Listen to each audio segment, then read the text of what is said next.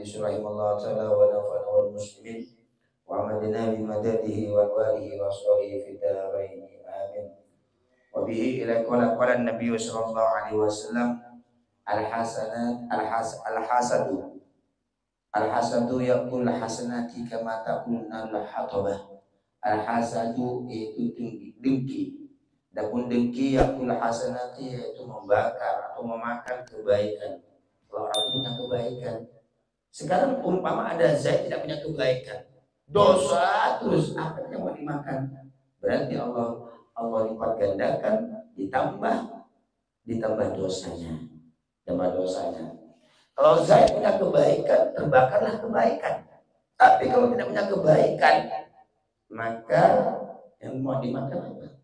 Berarti semakin berlipat gandakan, semakin banyak dosanya di sisi Allah Subhanahu wa ta'ala. Hasud itu salah satu penyakit dalam hati. Hasud itu penyakit hati. Makanya kita minta kepada Allah agar oleh Allah kita selamatkan dari penyakit zahir ataupun batin. Penyakit zahir seperti liver, sakit kulit, sakit gigi, sakit kepala, itu secara syariat itu dinamakan penyakit zahir. Adapun penyakit batin menurut syariat Islam yaitu penyakit dosa-dosa yang berhubungan dengan hati. Contohnya hasud, dengki, iri, riya, sum'ah, su'udzon, itu penyakit hati semua. Makanya kita minta nasihat kepada Allah dari penyakit-penyakit zahir dan batin. Kalau tubuh kita sehat tapi hati kita tidak karu-karuan, berarti kita penyakitan juga. Walaupun secara zahirnya kita sehat. Sebaliknya, ataupun seumpama kita yaitu sehat hati kita, katakan, tapi orangnya sakit-sakitan, sakit ini, sakit itu, liver lah, stroke, sakit kulit kurang, umpama, alhamdulillah. Itu juga penyakit juga, cuman penyakit zahir. Adapun penyakit zahir bisa kita mati, tidak akan dibawa mati.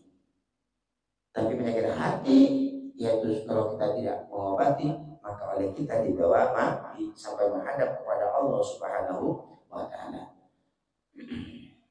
Tidak ada kata-kata orang itu dalam kubur penyakit liver, tidak ada.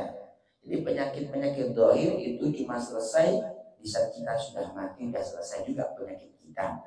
Sakit gigi tidak ada, orang dalam kubur sakit gigi. Sakit perut, sakit kepala tidak ada. Itu yang terjadi di dunia. Itu yang namanya penyakit zahir. Adapun penyakit hati, kalau kita tidak mengobati, maka dari hidup sampai mati, bahkan ketemu kepada Allah Subhanahu wa ta'ala. Sampai bahkan kalau penyakit hati tidak diobati, dari dunia sampai kita mati, sampai kita bertemu sama Rabbi kita masing-masing. Alhamdulillah. Jadi pertanyaannya, apakah itu tidak malu menghadap Allah Sang Maha Suci? Lalu hati kita kotor. Di saat hati kotor, maka pikiran kita juga kotor. Di saat ada kedengkian, ada keirian, ada sum'ah, su'udzon, riya, maka semua zahir kita terganggu. Pandangan kita terganggu, tangan kita terganggu, semuanya terganggu. Jadi kembali pembahasan al-hasadu yaqul hasanati. Makanya nanti menghadap kepada Allah itu manusia itu ada dua hal. Yang pertama dinamakan qalbun salimun, itu hati yang selamat. Siapa mereka? Yaitu mereka para anbiya wal mursalin wa syuhada wal awliya wa syuhada was shalihin. Mereka hatinya selamat. Jadi qalbun salimun itu hatinya yang selamat dari iri, dengki, sum'ah, su'udzon, artinya bersih hatinya menghadap. Nomor dua, ya artinya ghairu salim, qalbun ghairu salim. Yang nomor dua, hatinya tidak selamat dari dia, tidak selamat dari iri, sum'ah dan sebagainya penyakit hati. Makanya kita jangan lupa banyak-banyak zikir kita, banyak-banyak istighfar kita, banyak-banyak sholawat kita, banyak-banyak tasbih kita.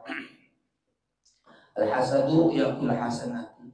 Kedengkian yaitu merupakan salah satu perkara yang menghancurkan kebaikan-kebaikan yang ada pada diri manusia. Andai kata dia dapat pahala puasa bisa habis, bisa hancur, bisa berkurang dikarenakan dengki. Andai kata ada seorang itu melakukan kebaikan-kebaikan yang lain, entah itu berhubungan dengan puasa, sholat, sedekah dan lain-lainnya, apabila ada hasud, dengki, maka kebaikan tersebut bisa diruntuhkan, bisa dihancurkan oleh kedengkian. Allahumma sholli ala Muhammad. Sebagaimana kama taqulna al-hataba, sebagaimana yaitu yang menghancurkan api, sebagaimana api yang telah menghancurkan kayu bakar. Bagaimana andai kata ada kayu bakar khusus dibakar, seperti contohnya kayu-kayu yang ada di India untuk membakar orang, kayak itu cepat maksudnya. Bisa ada orang-orang itu hasud, maka kebaikan secepatnya musnah, sebagaimana dibakarnya yaitu kayu-kayu yang untuk kayu-kayu bakar. Andai kata ada kayu bakar khusus seperti di India untuk membakar orang, satu rumah ini makan sebentar karena memang khusus kayu bakar. Enggak pakai bensin tetap yang menyala, enggak pakai bensin itu tetap pun api tersebut cepat menghabiskan kayu. Jadi kembali pembahasan yang perlu kita jaga, pertama itu hati kita. Kemana gerakan hati kita? Karena di saat hati kita kotor, maka pikiran kita kotor. Di saat ada hati kotor, kebencian tetap ada, keirian, dengki dan lain sebagainya. Allah, di saat ada penyakit hati pada diri kita, maka kita harus menghantamnya dua, dohir dan batin, yaitu zikir, kelakuan dohir, kelakuan batin. Kelakuan kebaikan dohir, juga kelakuan kebaikan yaitu batin. Allah wa bihi ilaika wa laqala Nabi sallallahu alaihi wasallam, ala unabbiukum bi akbaril kabair, ala unabbiukum, apakah aku, kata baginda Rasul, apakah aku akan memberitahu kepada kalian semua bi akbaril kabair, dengan paling besarnya dosa. Jadi dosa itu macam-macam. Ada dosa itu kecil, ada itu dosa besar, itu menurut pandangan fikih. Tapi menurut pandangan maka oleh kita dibawa mati sampai menghadap kepada Allah Subhanahu wa taala. Tidak ada kata-kata orang itu dalam kubur penyakit liver, tidak ada. Jadi penyakit dohir itu cuma selesai di saat kita sudah mati dan berangkat kepada Allah. Yang ada dosa kecil, dosa besar itu menurut pandangan fikih. Jadi sabdanya Rasulullah, apakah para sahabat, apakah aku akan memberitahu kepada kalian semua dengan paling besarnya dosa? Ini tahu kamu sahabat? Artinya jawabnya, bala ya Rasulullah. Jawabannya, iya wahai baginda Rasul. Dosa apa yang besar ini baginda Rasul? Yang yaitu asyirku billah. Maka dijawab oleh Rasulullah, dosa yang paling besar itu syirik, yaitu menyekutukan Allah Subhanahu wa taala. Andai kata ada Zaid membunuh, andai kata ada Zaid bulan bin bulan, yaitu mencuri dan melakukan dosa-dosa inilah itu, apakah bukan dosa besar-besar juga? Cuma poinnya paling besarnya biang keroknya dosa, yaitu asyirku billah, syirik kepada Allah Subhanahu wa taala. Mengapa? Adapun dosa seumpama dosa kita yang memandang manusia itu dosa. Dosa kita yang membunuh, dosa kita yang berzina, dosa kita yang telah mencaci orang, yang menyakiti orang, dosa kita yang tidak sholat, dosa kita yang tidak puasa, itu dosa besar juga semuanya. Karena kita sudah durhaka kepada Allah Subhanahu wa taala. Namun apabila kita kembali kepada Allah, maka kita diterima pengampunan oleh Allah Subhanahu wa taala. Makanya baginda Rasul dalam hadis bersabda, la kabirata mal istighfar wala kabirata mal istighfar wala saghirata mal israr. Artinya tidak ada kata-kata dosa itu besar kalau kita minta ampun kepada Allah. Sebesar apapun dosa kita, la kabirata mal istighfar, tidak ada kata-kata dosa itu besar kalau kita minta ampun kepada Allah, artinya diampuni dosa-dosa kita oleh Allah Subhanahu wa taala. Sebaliknya, wala shaghiratan mal istighfar, tidak ada kata-kata dosa itu kecil kalau kita selalu melakukan dosa. Mengapa? Karena itu kan dari 1, 2, 3, kalau itu tumpuk bahkan jadi 1000, bahkan jadi 1 triliun, bahkan bisa jadi juga dosanya kita saking menumpuknya, yaitu tidak dihitung, tidak bisa dihitung. Dosa kecil itu tumpuk bisa jadi besar. Makanya sabdanya baginda Rasul, wala kabirata ma'al istighfar, wala shaghirata ma'al israr. Tidak ada kata-kata dosa itu besar kalau kita mau bertobat kepada Allah Subhanahu wa taala. Artinya dia jadi kecil, bahkan akhirnya jadi tiada dosa tersebut.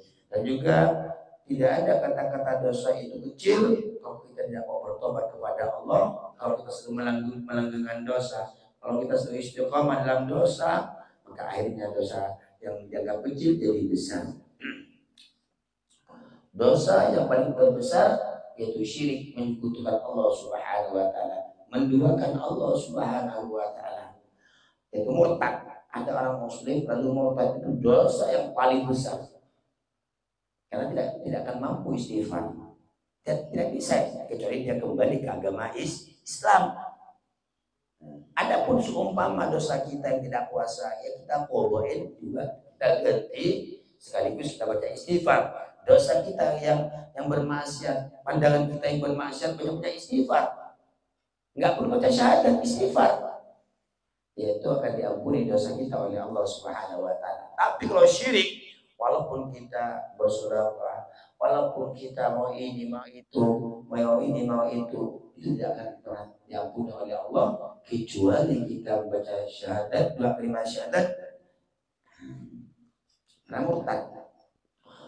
Allah yang paling kita ngeri bisa kita sakratul maut. Itu endingnya kehidupan manusia. Karena sakratul maut yaitu penentuan daripada akhir hidup manusia, apakah dia akan membuat Islam dengan iman atau dia mati kafir. Makanya semoga kita semuanya husnul khatimah dalam keadaan Islam, matinya Islam dan iman. Allahumma shalli ala sayyidina Muhammad wa bihi ila qala Nabi sallallahu alaihi wasallam, innal jannata la tahillu illa lil mu'minin. Innal jannata, sungguhnya surga. Jannah itu bahasa Arab artinya taman. Sebaliknya neraka. Narun itu artinya neraka. Api. Narun itu. Jadi dalam sudut neraka itu tidak ada, yang ada cuma api. Di atasnya api, dindingnya api, di bawahnya api, yang diinjak api, atapnya api. Makanya dinamakan narun bahasa Arabnya. Api semua pada umumnya. Dalam api ada ini, ada itu, ada malaikat, ada ular, ada kelajengking. Jannah yaitu surga, artinya taman. Setiap orang apabila masuk surga, setiap komplek yang Allah berikan kepada orang ahli surga, yaitu ada tamannya. Tetap ada tamannya. Semua orang ahli surga semua ada tamannya. Kalau dia masuk surga, kompleknya, rumahnya, artinya kalau bahasa kita itu setiap orang itu ada taman. Di mana taman tersebut? Kompleknya lebih besar daripada langit dan bumi. Innal jannata, sungguhnya surga, la tahillu, tidak halal, artinya haram surga tersebut dihuni illa lil mu'min, kecuali orang-orang mukmin. Kalau orang mukmin positif masuk surga. Setiap orang positif masuk surga, tapi orang muslim belum tentu masuk surga. Orang mukmin, makanya Allah berfirman dalam Al-Qur'an, qad aflahal mu'minun, telah beruntung orang-orang mukmin, bukan muslim. Qad aflahal mu'minun, telah beruntung orang-orang mukmin. Orang mukmin itu yang mereka yang sholat itu mukmin, mereka yang zakat, mereka yang menjaga kemaluannya, mereka yaitu yang melakukan perintah Allah, menjauhi larangan Allah.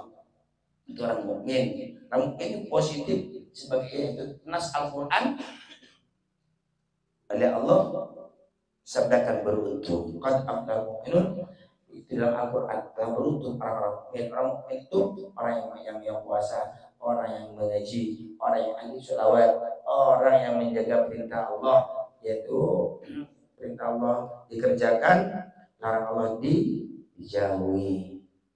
Yang puasa, orang yang zakat, orang yang haji. Intinya ngelakoni perintah Allah, menjauhi semua larangan-larangan Allah Subhanahu wa taala. Itu predikatnya orang-orang mukmin. Adapun orang muslim belang-belang, kadang sholat, kadang tidak. Adapun orang-orang muslim yaitu belang-belang, ireng-ireng, kadang datang kencengnya baca sholawat 1000, kadang tidak kenceng, tidak baca sholawat walaupun 1 bulan, atau beristighfarnya kadang lama, kadang tidak baca istighfar, nyunan, yang kata orang Madura itu nyunan, minyak anyarin. Nah, itu kalau orang-orang muslim.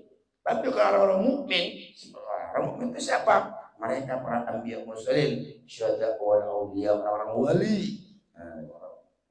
Itu level keimanannya mukmin dia. Tapi kalau kita, mengapa kita kadang malas? Inilah, itulah, inilah. Tarawih pertama, istiqomah kesab pertama. Kedua, nomor 2. Ketiga, nomor 3. Semakin mundur. Berarti itu tingkatan kita, levelnya kita, keimanan kita. Bukan tingkatan orang-orang mukmin, tapi tingkatan orang-orang muslim. Allah, innal jannata la tahillu lil mu'min. Sungguhnya surga itu tidaklah tahillu, tidak halal, artinya haram surga dihuni kepada dihuni orang-orang selain illa lil kecuali orang mukmin. Jadi kalau orang mukmin positif masuk surga, tapi para muslim walaupun dia muslim tidak positif, bisa jadi dia harus mampir dulu ke nerakanya Allah Subhanahu wa taala. Lebih-lebih para kafir.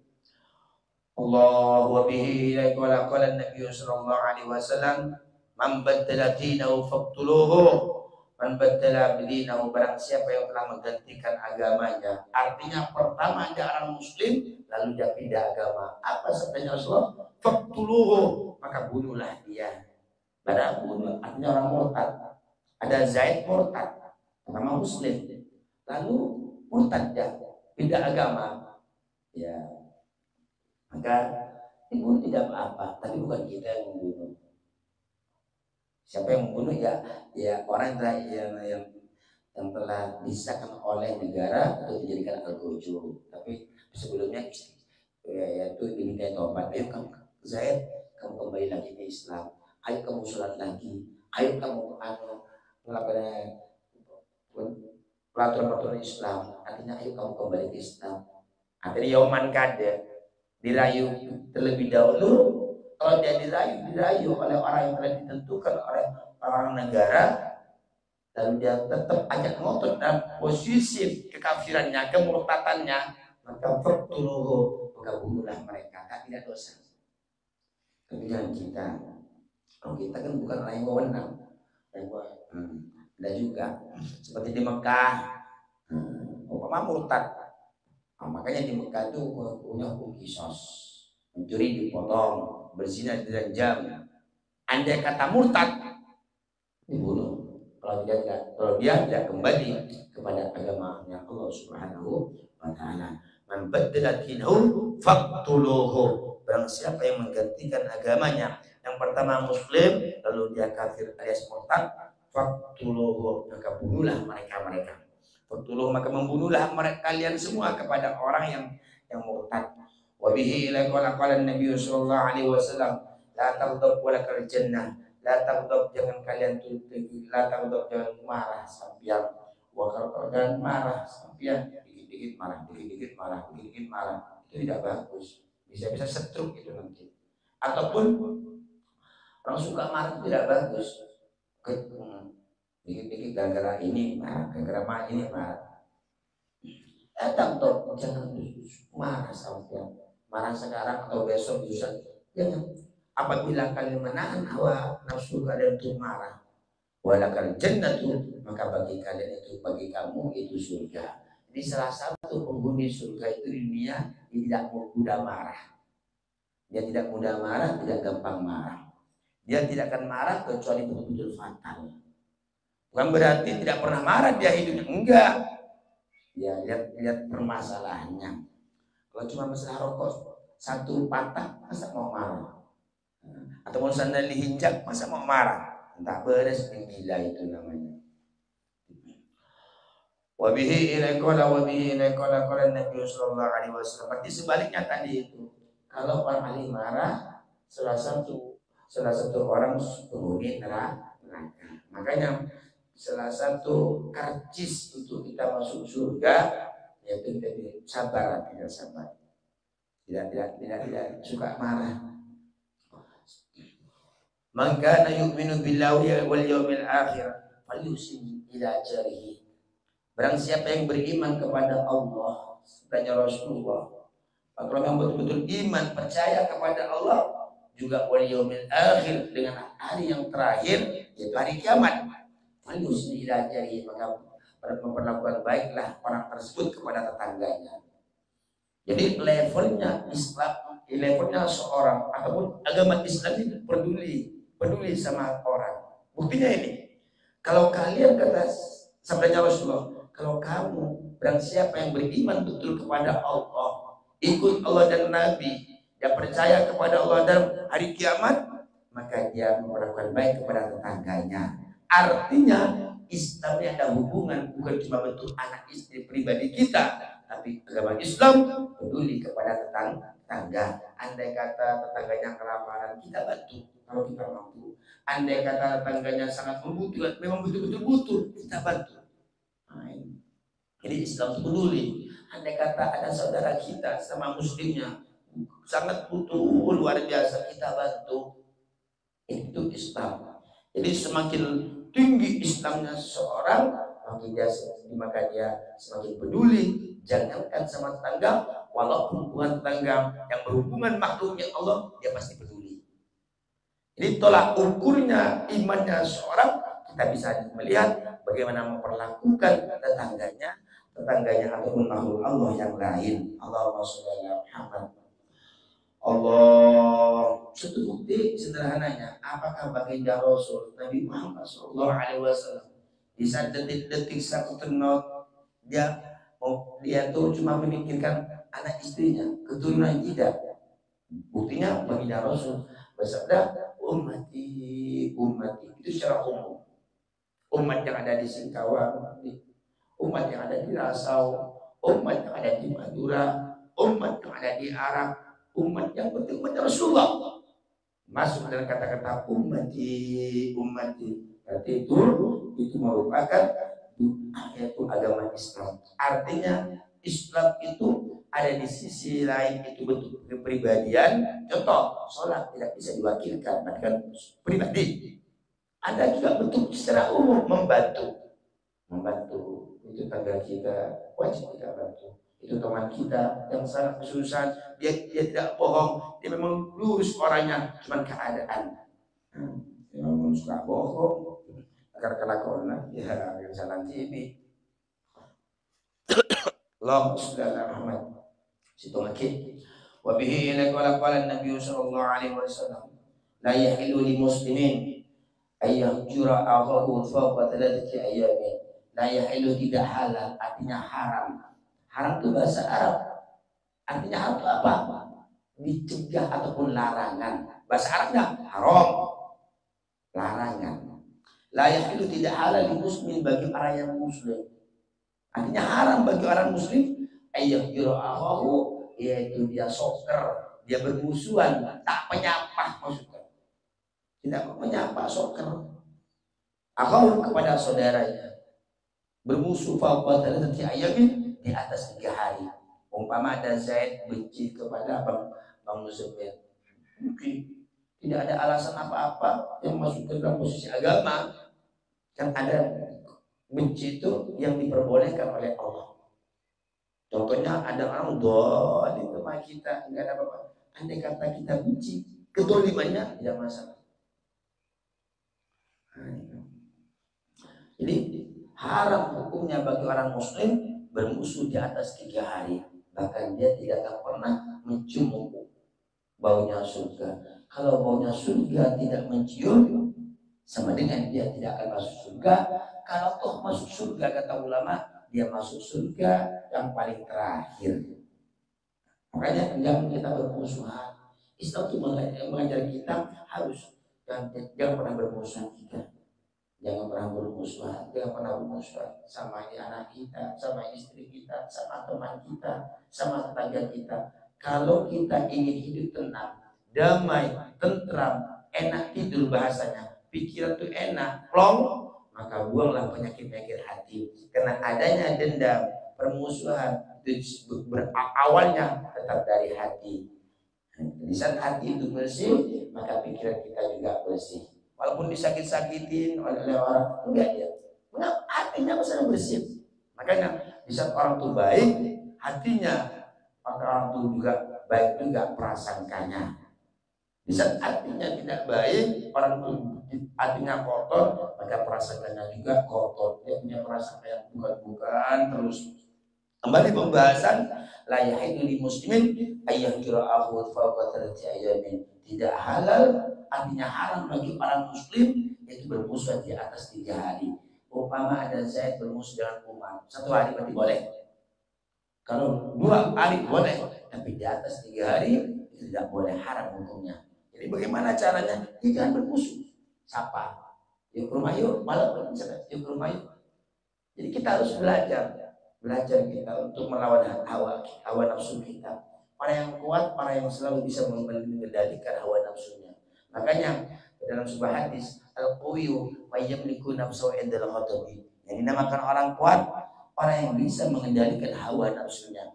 Musuh kita terbesar itu bukan orang, melainkan diri kita itu musuh itu. Karena pada diri kita ini loh, angan-angan itu ada, keinginan, sakit hati dan sebagainya. Yang musuh paling terbesar yaitu jiwa di dalam hati kita.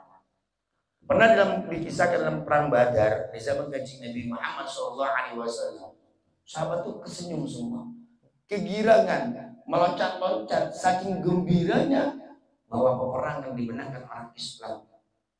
Nangis. Rasulullah, apakah masih ada perangan setelah ini yang lebih besar? Rasulullah, itu namanya Badar, yang disebutkan dalam firman Allah, wa laqad nasarakumullahu bi badrin wa antum fi adillah. Telah aku bantu kalian semua pada perang Badar, wa antum fi adillah. Kalau tidak pada waktu itu kalian binasa, hina kalian, kata Allah. Tuh, saking besarnya perangan, selesai perangan dimenangkan oleh umat Nabi Muhammad SAW. Artinya orang Islam menang. Jadi ada salah satu sahabat yang bertanya sama baginda Nabi Muhammad SAW, wahai baginda Rasul, apakah masih ada perang yang lebih besar dari ini? Apa kata baginda Rasul? Masih ada. Kaget sahabat. Heran sahabat, masih ada baginda Rasul? Iya masih ada. Lalu peperangan apa baginda Rasul? Maka kata sahabat Rasulullah, peperangan yang melawan hawa nafsu kamu sendiri. Peperangan kita terus kita malam berperang pada diri kita. Besok gini, jam sekian gini, lagi ini, dibanting-banting kita oleh angan-angan kita. Makanya usahakan angan-angan kita sekiranya dekat kepada Allah Subhanahu wa Ta'ala. Sampai baginda Rasul bersabda, inna nafsa ahbas min sab'ina syayatin. Sungguhnya nafsu itu lebih keji, lebih jahat daripada 70 setan. Kalau semua kita punya musuh sama manusia, tentunya kita hati-hati. Oh itu musuh saya hati-hati. Entah sampai baca-baca, entah sampai dia itu bawa arit, celurit, pisau dan lain sebagainya. Waspada. Tapi sadarkah ada musuh yang paling besar yang kita tidak menyadari, yaitu meraih hawa nafsu. Makanya semoga oleh Allah menyelamatkan kita dari tipu daya dunia dan tipu daya nafsu. Semoga kita diselamatkan, ditolong oleh Allah dan lewat baginda Nabi Muhammad SAW, lewat para kekasihnya yaitu para aulia syuhada dan sholihin. Dan semoga ilmu kita yaitu benar-benar ilmu yang barokah. Semoga kita semuanya dapat mendapatkan taufik hidayah dari Allah, dan sehingga kita husnul khatimah, kebetulan sholihin sholat, dibersihkan hati-hati kita. Semoga kita dikumpulkan dengan baginda Rasul dunia akhirat, dikumpulkannya dengan para guru-guru kita oleh syuhada saleh dari binasa dan akhirat. Semoga kita dikumpulkan dengan guru-guru kita dari binasa dan akhirat, dikumpulkan kita semuanya dengan orang tua kita di dunia akhirat, dikumpulkan kita sama anak istri kita, anak-anak suami kita, sama sahabat kita, sama tetangga-tetangga kita di dunia dan akhirat. Semoga dosa-dosa kita, dosa kepada Allah yang sengaja ataupun tidak sengaja diampuni oleh Allah Subhanahu wa taala.